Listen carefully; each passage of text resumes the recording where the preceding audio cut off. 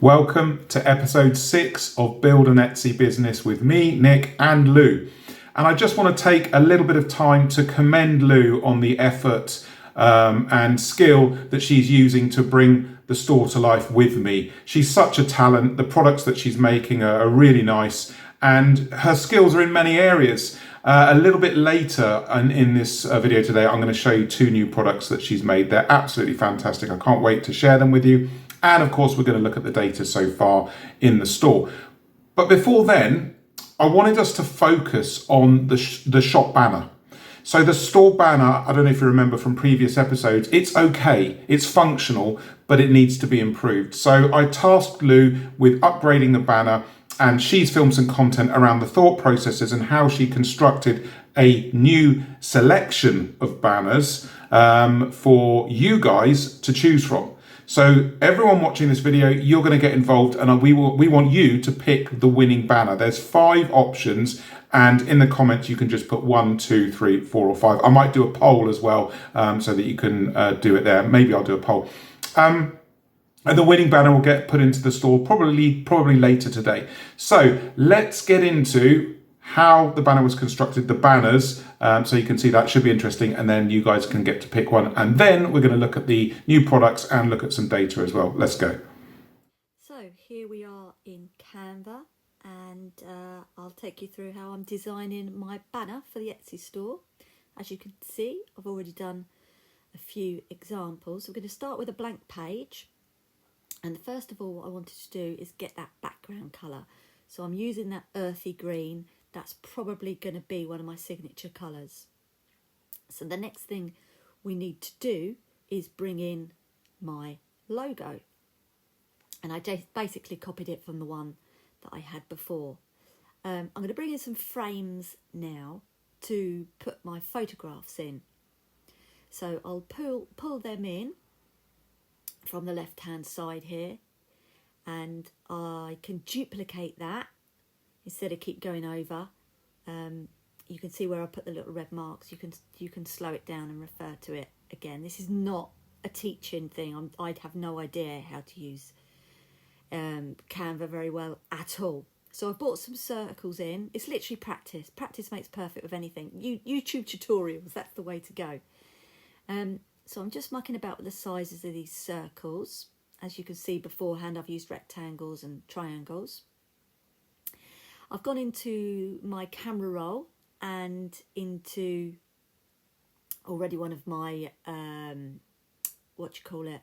Oh, I've forgotten what they're called. Anyway, it's called banner. That's albums, into the albums. So I'm pulling in some pictures that I've already got bits in my Etsy store. So I've sped this up because it gets a bit boring otherwise. So these are my photos of the things I've got for sale, so which is I think is the best way to go. I'm going to edit these photos to give them a more uniform look. I'm going to pull in some filters, and for me the best one that I like is called Scandi, which we're going to come along to, which works with my theme really well. I'm using Scandinavian pine, and the style of furniture and decor is Scandi style, so that worked really well for me. So I just pop them in on each of the photos, and that just gives that slight hue which marries them all together. So I'm really happy with that. So here we go. This is a really good finished product already, but what I want to do is change that background up a little bit, bring in a photograph. So I can go down into the photo section of Canva and pull up a stock photo. As you can see here, I've been using some wooden examples, but if I go up to the search bar, I can tap in whatever I like. I'm going to put in trees. Just tap that in, because obviously that's what I use. That's where wood comes from. Take one of the stock photos, pop that in, see what it looks like.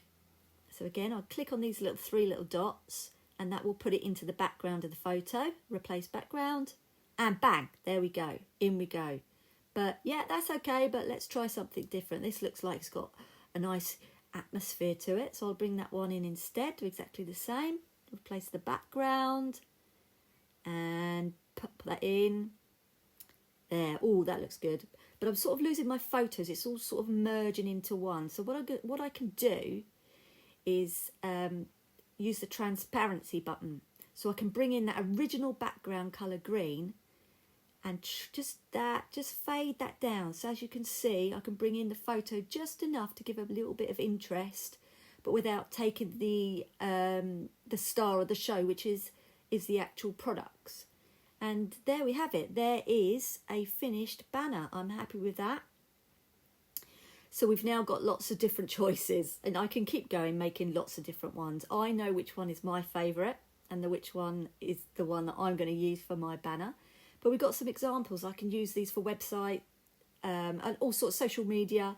I've got lots of choices there. So let's have a little look. Which one is your favourite? 1, 2, 3 or 5? 1 being the very top one. This is 5. 4. And let's pull out here. So yeah, drop in Nick's comments. 1, 2, 3, 4 or 5.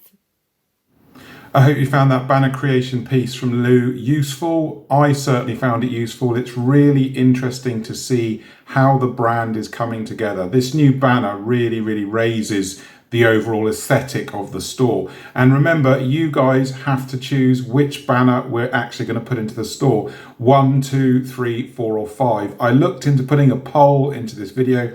Apparently YouTube have taken it away. Maybe there's a way to do it. I don't know. I can't find it. So it's the traditional method. Get into the comments and post 1, 2, 3, 4 or 5 on which banner you want. Okay, now let's get back into Lou's store. I want to show you a couple of new products, and of course we'll look at the data to see how the store is performing. Let's get into that. Okay, let's have a look at the 2 new products in our store this week, and these products are a little bit more expensive. So remember that I was talking to you guys in previous episodes about focusing on sort of $20, £20 to £50 price area.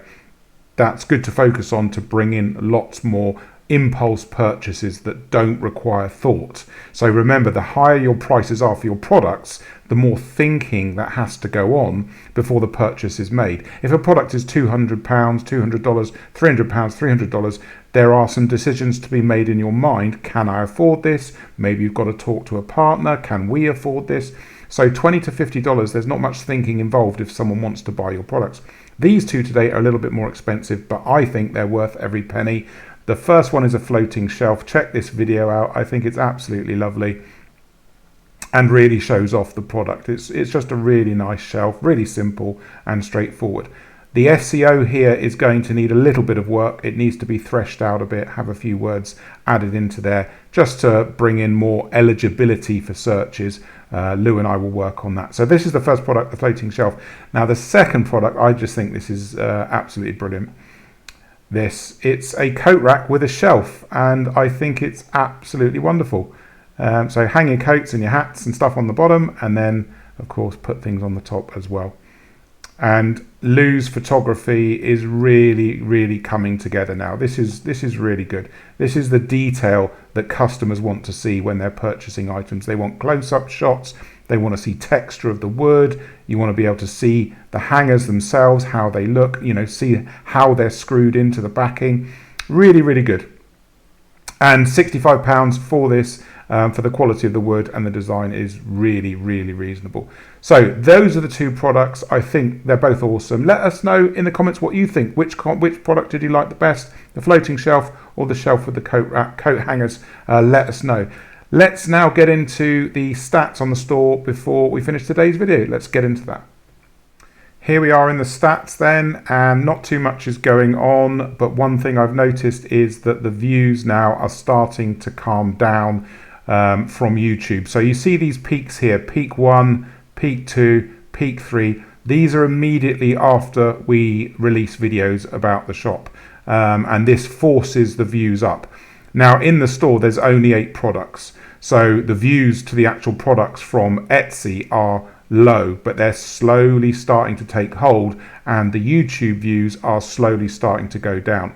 So once we approach 15, 20 products in the store, I'm expecting the sales to slowly start to pick up. It's a slow process. Etsy gets slower and slower into June, July and August, and then picks up at the end of August, beginning of September. So this conversion rate is absolutely terrible, 0.1%, but it's entirely to be expected simply because the amount of non-purchase views that are coming in, but this will go up over time. So very straightforward at the moment. Most of the stuff's coming from YouTube, most of the views from YouTube, but more and more are starting to come from Etsy. We'll delve into this in a little bit more detail in a later video. We'll start to look at the stats in more detail. But at the moment, we're just waiting for more products to be listed and more organic views to come in, and then the orders will start to pick up. So I hope you've enjoyed this episode. Any questions or comments about what you've seen so far, remember to choose the banner 1, 2, 3 or 4 or 5. Any ideas, anything you want Lou and I to film, please put it in the comments. We are trying to be as interactive and connected with you guys as possible and take action on really good thoughts for future episodes. Thank you very much. See you in the next one.